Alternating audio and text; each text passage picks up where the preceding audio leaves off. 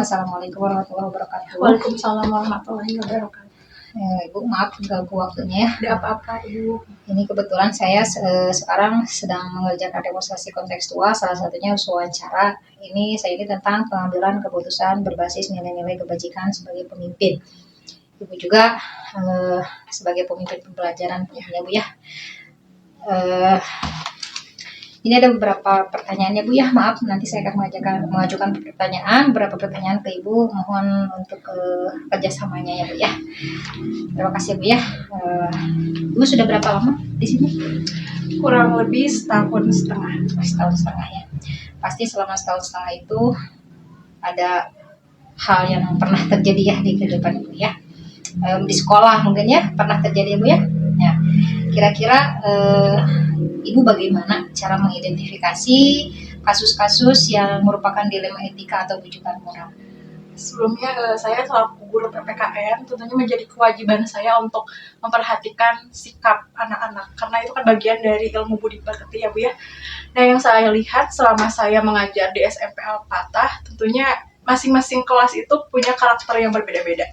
Kelas laki-laki dan kelas perempuan itu jauh karakternya dan kita tidak bisa menyamaratakan anak-anak tersebut. Yang harus kita identifikasi yang pertama kita lihat kesehariannya ya di kelasnya seperti apa, terus di luar kelasnya seperti apa. Terus kita juga harus tanya kepada teman-temannya sekelas dan teman-temannya yang tidak sekelas dan tentunya ke guru-guru yang lain. Soalnya kita tidak bisa menjudge anak hanya dari sudut pandang kita sendiri gitu. Jadi dia diidentifikasi dari lingkungannya, lingkungannya, temannya, guru-guru yang lain juga seperti itu. Lingkungannya. Kemudian Ibu pernah nggak menemukan suatu kasus yang mungkin Ibu sulit untuk menentukan keputusannya? Tentunya ada Bu ya. Ini kasus yang mungkin agak berat dan tidak bisa diputuskan sendiri gitu. Walaupun saya sebagai wali kelas. Di sini kasusnya mungkin harus melibatkan orang tua dan harus mungkin melibatkan kepala sekolah. Jadi ketika saya menemukan kasus seperti itu, langkah terbaiknya jangan terburu-buru. Kita harus tahu dulu akar permasalahan anak itu apa sebenarnya. Ketika kita sudah tahu permasalahannya yang benar itu apa, nah baru kita musyawarahkan dengan orang tua, dengan guru atau wali kelas dan kepala sekolah atau kesiswaan yang mewakili gitu. Setelah musyawarah yang mudah-mudahan saya harapkan ya akan tercipta kesimpulan atau keputusan terbaik untuk anak tersebut. Betul Bu ya. Tadi saya menggarisbawahi bahwa jangan tergesa-gesa jangan mengambil keputusan ya. Kira-kira Bu bisa diceritakan nggak kasusnya seperti apa? Kalau kasus di kelas saya kan mewakili kelas 7F. Jadi anak ini sudah lama tidak sekolah.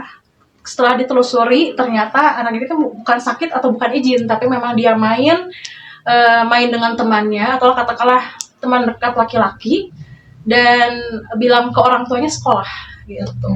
Setelah ditelusuri, ternyata kata orang tuanya berangkat sekolah. Oh berarti di sini saya ajak dulu anak tersebut berbicara empat mata. Benar tidak kamu seperti ini? Kalau misalnya dia belum mengakui, oh berarti saya harus minta bantuan BP gitu. Soalnya kan BP itu punya ilmunya lah untuk pendekatan kepada anak. Setelah anak bisa diajak berbicara, dia bisa jujur ya, kita mungkin keputusan terbaiknya kalau misalkan kepada orang tua gitu supaya kita ada kerjasama lah. Orang tua memperhatikan di rumah, kita selaku guru memperhatikan di sekolah. Jadi memang harus ada kerjasama antara orang tua dan guru gitu di sekolah. Karena kan guru itu tidak bisa 24 jam menemani anak gitu. Yang lebih lama dengan anak tuh orang tua maksudnya gitu. Ya Bu, menarik sekali ya Ibu, jadi tidak langsung mengambil keputusan, jadi mencari dulu siapa ya supaya anak juga tidak merasa tertekan, kemudian tidak nyaman juga ya karena Bu, ini Bu, kalau anak sejauh ini kenakalan anak itu disebabkan karena ya background didikannya mungkin di keluarganya seperti apa. Kadang anak yang dari keluarga lengkap dan keluarga yang kurang lengkap katakanlah broken home itu akan mempengaruhi karakter, dan kita juga jangan menganggap anak itu nakal karena tidak ada anak yang nakal. Yang salah itu mungkin karena proses tumbuh kembangnya itu tidak didampingi secara baik, makanya menghasilkan karakter yang memang untuk sekarang kurang baik. Nah makanya kita harus arahkan anak tersebut gitu. Tuh ya, kira-kira akhirnya seperti apa Ibu ambil keputusan untuk siswa tersebut? Keputusannya alhamdulillah anaknya kooperatif, dia mau memperbaiki diri dan orang tua juga pun sudah bisa kooperatif juga gitu, menitipkan kepada sekolah bahwa ya anak saya akan, insya Allah saya dorong dari rumah untuk benar-benar berangkat ke sekolah gitu. Jadi minta dari sekolah pun orang tuanya minta keterbukaan gitu. Kalau misalnya anak saya tidak sekolah ya hubungi kembali orang tua gitu. Jadi alhamdulillah orang tuanya kooperatif gitu. Ya. Ya, menarik sekali ya Bu ya. Luar biasa Ibu jawabannya. Sangat baik sekali. Kira-kira Bu, ada nggak tantangannya ketika Ibu mengambil keputusan tersebut? Tantangannya ketika orang tua tidak kooperatif, Bu. Ketika misalnya kata kita nih anak itu banyak melanggar, tapi orang tua menganggap bahwa anak saya itu di rumah baik-baik saja gitu. Jadi ada perbedaan argumentasi dan tidak mau orang tuanya tuh menganggap guru itu ya hanya menjudge gitu. Ya. Tidak ada inilah komunikasi yang terjadi dengan baik, itu yang membuat sulit. Oh ya, tantangannya berarti tidak ada kerjasama Tidak ada dari kerjasama. orang tua ya. Kira-kira Ibu meskipun Ibu sebagai guru PKN dan tapi sebagai wali kelas juga ya, kira-kira Ibu ada penjadwalan tidak untuk menyelesaikan kasus-kasus tersebut?